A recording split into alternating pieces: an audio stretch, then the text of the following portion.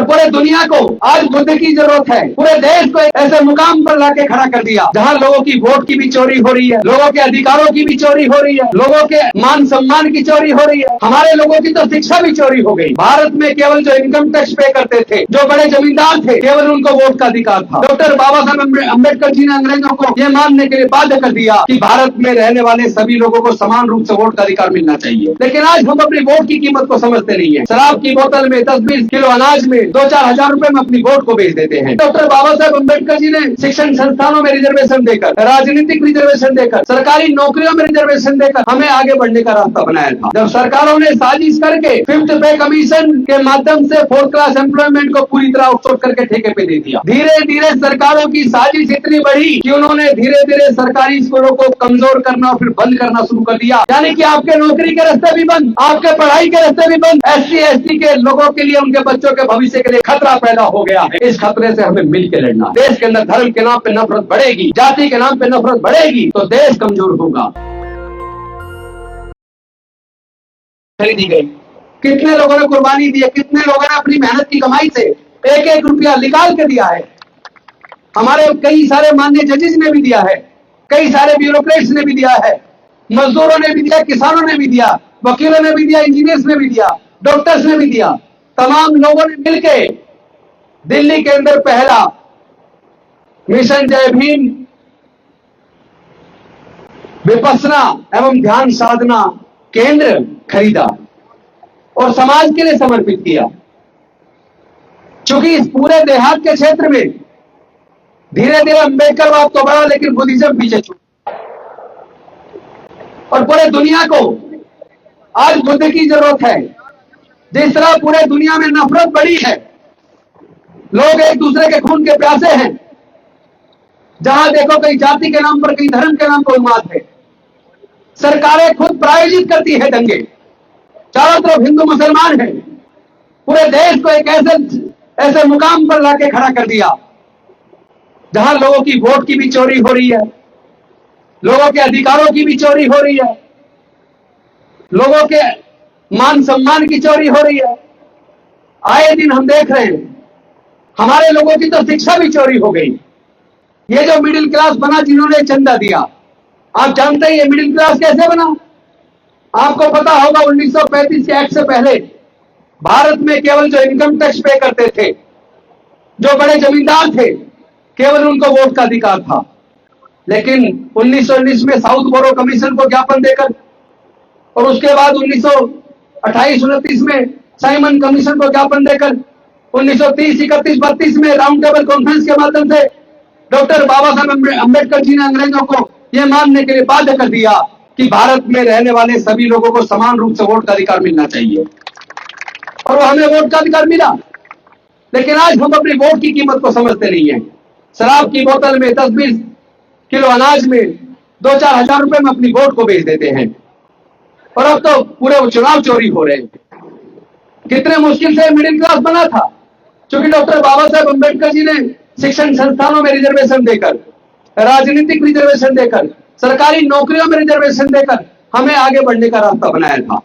हमारे लोग नौकरियों में आए, 4th क्लास में ज्यादा आए, उसके बाद क्लर्क बने, डॉक्टर बने, इंजीनियर बने, साइंटिस्ट बने, प्रोफेसर बने, ब्यूरोक्रेट बने। तो ये सब कुछ जो बना केवल और केवल रिजर्वेशन की वजह से बना। लेकिन फिर एक ऐसा भी दौर आया जब सरकारों ने साजिश करके 5th पे कमीशन के माध्यम से 4th क्लास एम्प्लॉयमेंट को पूरी तरह आउटसोर्स करके ठेके पे दे दिया और धीरे धीरे जो हमारे लोग सफाई कर्मचारी लग जाते थे, चपड़ासी लग जाते थे, छोटी मोटी नौकरी चौकीदार माली लग जाते थे, वो तमाम नौकरी ठेकेदारों के हाथ में सौंप दी, आउटसोर्स कर दी और हमारे लोगों का आगे बढ़ने का रास्ता बंद कर दिया। उसके बाद group A, group B, group C के अंदर भी कॉन्ट्रैक्ट पे भर्तियां शुरू कर दी।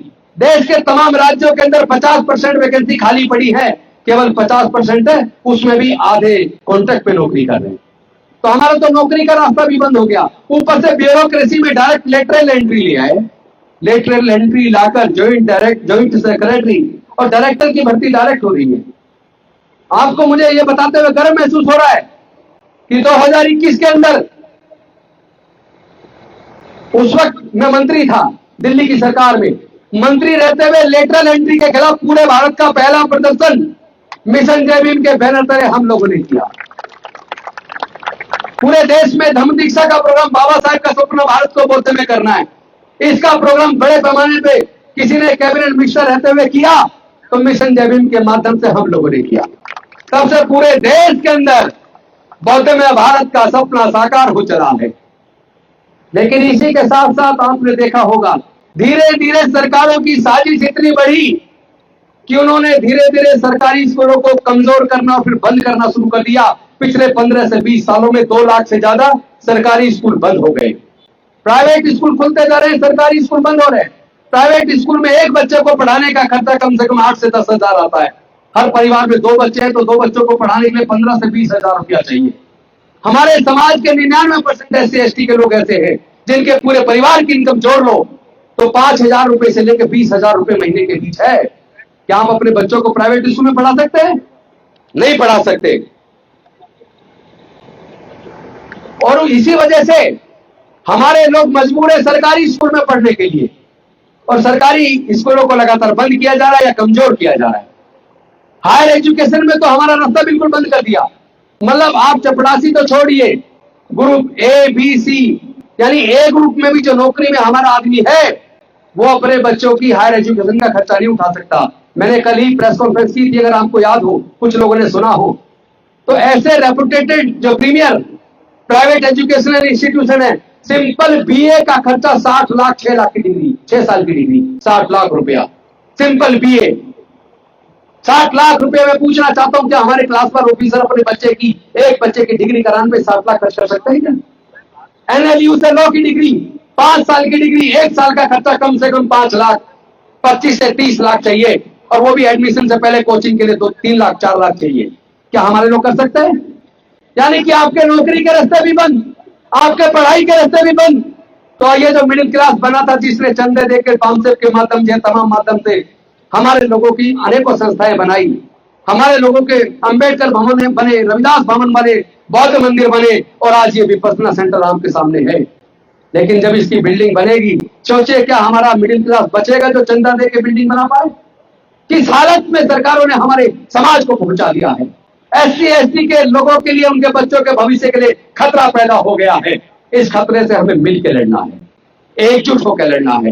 लेकिन इसका तरीका एक है, सरकारें खुद साजिश के तहत संविधान को कमजोर करने में लगी है, देश को कमजोर करने में लगी है। क्योंकि देश को, जब देश के अंदर धर्म के नाम पे नफरत बढ़ेगी, जाति के नाम पे नफरत बढ़ेगी, तो देश कमजोर होगा। और ये देश कमजोर साजिश की तरह इसलिए की जा रहा है क्योंकि जो लोग मनुस्मृति से प्यार करते हैं, जो लोग बाबा साहब के संविधान को खत्म करके मनुस्मृति को लागू करना चाहते हैं, तो मैं अपने अंतिम चरण में अपने भाषण के, क्योंकि मैं यहाँ कोई लंबा भाषण देने नहीं आया हूं, मैं सिर्फ ये बताना आया हूं, आपने जगह जगह एक धम्म-रथ घूमते हुए देखा होगा।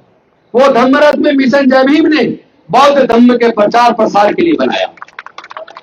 मिशन जय भीम के माध्यम से EVM के खिलाफ बैलेट पेपर वापस लाने का आंदोलन भी मिशन जय भीम के माध्यम से सब बहुत बड़ा आंदोलन हुआ। महाबोधि महावीर की मुक्ति का आंदोलन भी मिशन जय भीम के माध्यम से बहुत जबरदस्त तरीके से हुआ। और मुझे खुशी है, अभी पिछले दिनों आपने देखा होगा, अभी 2-3 दिन के अंदर चुनाव है, लोकल बॉडी का चुनाव कर्नाटका के अंदर EVM खत्म करके बैलेट पेपर से होने जा रहा है। और मैं समझता हूं इसका श्रेय आप सब साथियों को जाता है, क्योंकि आप सब लोगों ने EVM के खिलाफ बैलेट पेपर वापस लाने का एक आंदोलन किया था। तो मैं उम्मीद करता हूं कि आप आज की परिस्थिति में देश को एकजुट करने के लिए अपने बाबा साहेब के संविधान को बचाने के लिए रात दिन नहीं करोगे, अंधविश्वास पाखंडवाद को समाज से दूर करोगे, अपने बच्चों को हर हालत में पढ़ाने के ऊपर पूरा ध्यान दोगे। हमारे बच्चे नशे से दूर रहे, व्यभिचार से दूर रहे, गलत कामों से दूर रहे, तो आधी लड़ाई तो वैसे ही जीत जाएंगे। तो साथियों, हम लोग मिलकर इस लड़ाई को लड़ेंगे भी और जीतेंगे भी। और मुझे बड़ी खुशी है कि ये विपස්සना सेंटर मिशन जय भीम के माध्यम से पूरे समाज को हम समर्पित करने वाले हैं। अभी तो ये तथागत बुद्धि की और बाबा साहेब की प्रतिमा ऊपर जाने के बाद 9 फीट की तथागत बुद्धि की, 8 फीट की डॉक्टर बाबा साहेब अम्बेडकर जी की प्रतिमा लगी है। और इधर 3 कमरे आप सबके सहयोग से बने हैं। बहुत जल्द इसका पूरा जो कुछ भराव हुआ है, कुछ भराव करना है, उसके बाद विपස්සना सेंटर का निर्माण होगा। और मैं निवेदन करता हूं, यहाँ के कोई इस डब्बे में चंदा डालने वाला नहीं है, ये गलतफहमी दिमाग से निकाल देना। तो हमारे मिशन जय भीम के साथ ही इस डब्बे को लेकर कम से कम लोगों के बीच जाए और मैं आप सबसे निवेदन करता हूं, जो भी कोई डोनेशन देने चाहे 10 रुपए, 20 रुपए, 100 रुपए, 50 रुपए, 500 रुपए, जो तुम्हारी इच्छा हो, इस डब्बे में डालना हो डब्बे में डालो, वरना जो लिख रहा हो उसको दो, लेकिन इस मूवमेंट को आगे बढ़ाओ। किसी भी सूरत में यह मूवमेंट बढ़ना चाहिए। यह मूवमेंट भारत को बौद्धमय बनाने का मूवमेंट, भारत के संविधान को बचाने का मूवमेंट, भारत के लोगों की अस्मिता को बचाने का मूवमेंट, और भारत के हमारे बच्चे दोबारा से गुलाम ना हो जाए, उन्हें गुलामी से बचाने का मूवमेंट हम मजबूती के साथ आगे बढ़ाएंगे। इन्हीं शब्दों के साथ आप सबको मिशन जय भीम के स्थापना दिवस की बहुत बहुत शुभकामनाएं और बधाई। और मैं उम्मीद करता हूं धीरे धीरे इस पूरे क्षेत्र में बौद्धमय समाज का निर्माण होगा और हम लोग देश को मजबूत करने में और देश के संविधान को मजबूत करने में अपनी भूमिका निभाएंगे। नेशनल दस्तक की आपसे गुजारिश है कि अगर इसको बचाना चाहते हैं तो नेशनल दस्तक को सब्सक्राइब करने के लिए रेड कलर के सब्सक्राइब बटन को दबाएं, फिर बेल आइकन की घंटी दबाएं। नेशनल दस्तक को बचाने के लिए बहुत जरूरी है कि हर खबर को शेयर करें, लाइक करें, कमेंट जरूर करें।